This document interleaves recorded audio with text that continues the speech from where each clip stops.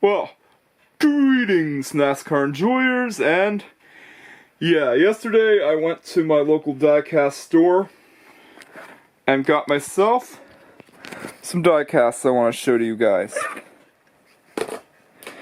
So yeah, first up is, well, the Daniel Suarez throwback card that was on sale because it's a 2024 diecast. And yeah, it's a nice looking car.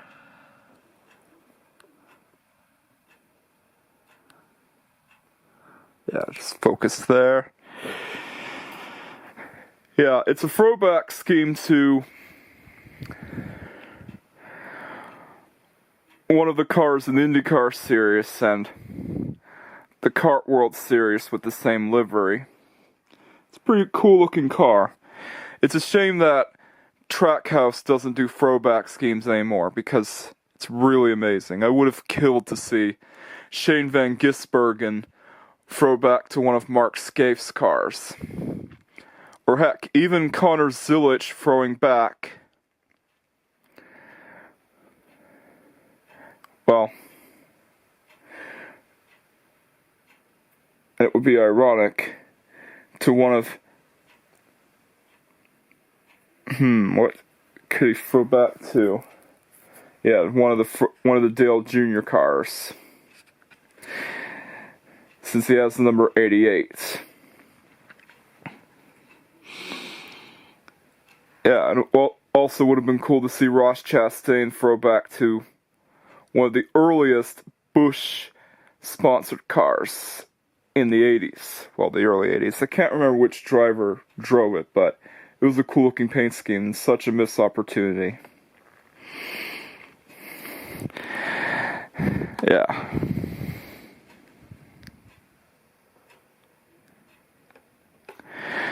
But the diecast that is the highlight of this haul is this one. Yep, this diecast is the highlight of the diecast haul itself.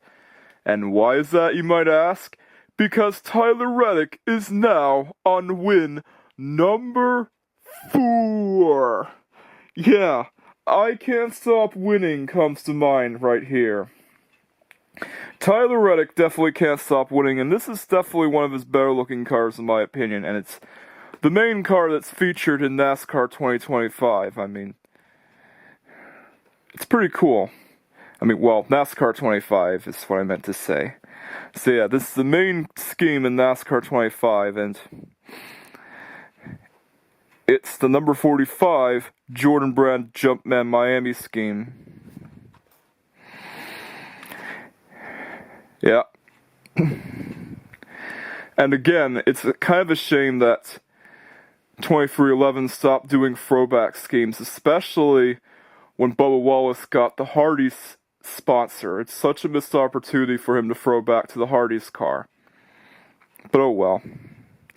Hopefully they'll bring back Throwback Weekend next year. I want to see them bring back Throwback Weekend so that 2311 can throw back to the Hardee's car in the 90s, and I think there's a bunch of Hardee's cars you could throw back to. If I remember correctly, I think even Cale Yarborough had a Hardee's car. I might have to check on that.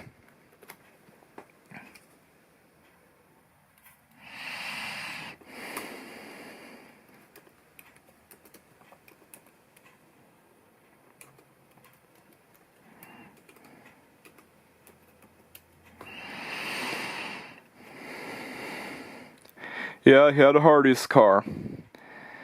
Should definitely throw back. 2311 should definitely throw back to this car, or the 90s Hardee's car. Because they got the Hardee's sponsorship now. Yeah, imagine that, but with the number 23 and Bubba Wallace behind the wheel.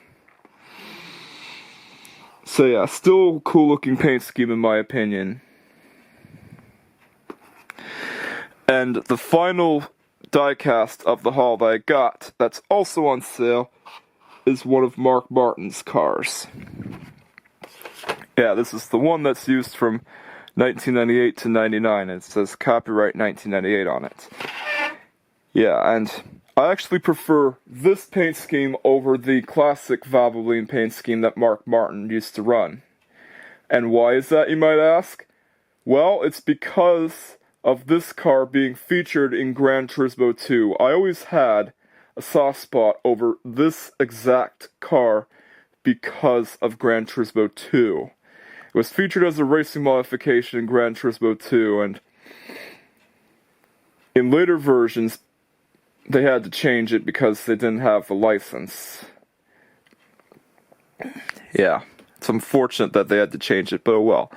That's why I have such fondness over this car. Like, I always had a soft spot over the 98 to 99 Valvoline Taurus, and I also have a soft spot over the Taurus as well. Like, a lot of people think it looks ugly. Yeah, it's probably because of the quad oval headlights, which always seems to rub people the wrong way.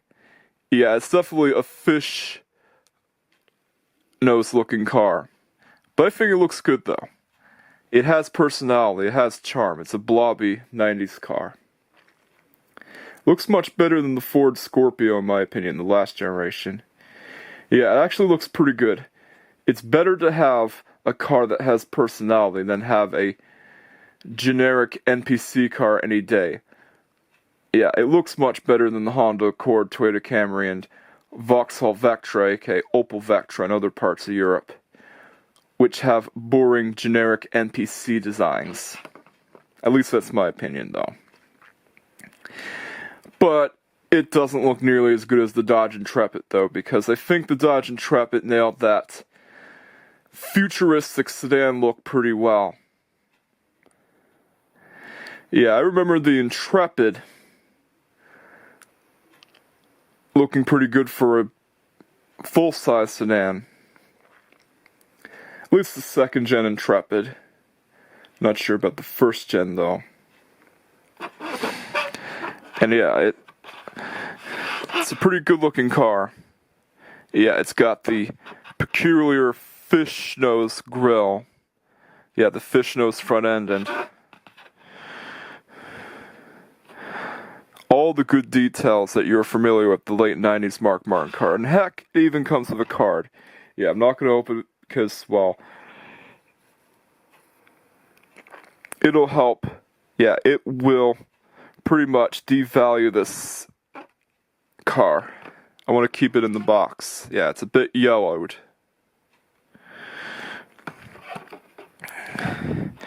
But this was at a time when NASCAR diecasts weren't monopolized by Lionel. Yeah, this is back when Lionel didn't have a monopoly over diecasts.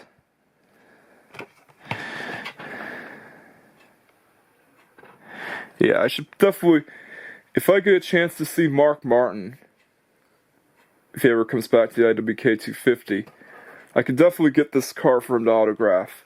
Mark Martin is one of the NASCAR GOATs, greatest of all time, and the one driver that never won a championship. One of the best drivers to never win a championship. Yeah. Although he's not a big fan of the playoff system, but he does have some of the best looking cars in NASCAR, and this is one of them. The Mark Martin Taurus.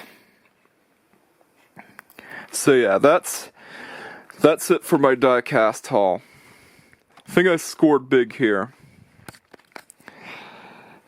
Yeah, and I'm glad that these diecasts actually came out well. No QC issues here. But anyways, it is time to sign off. Thank you for watching.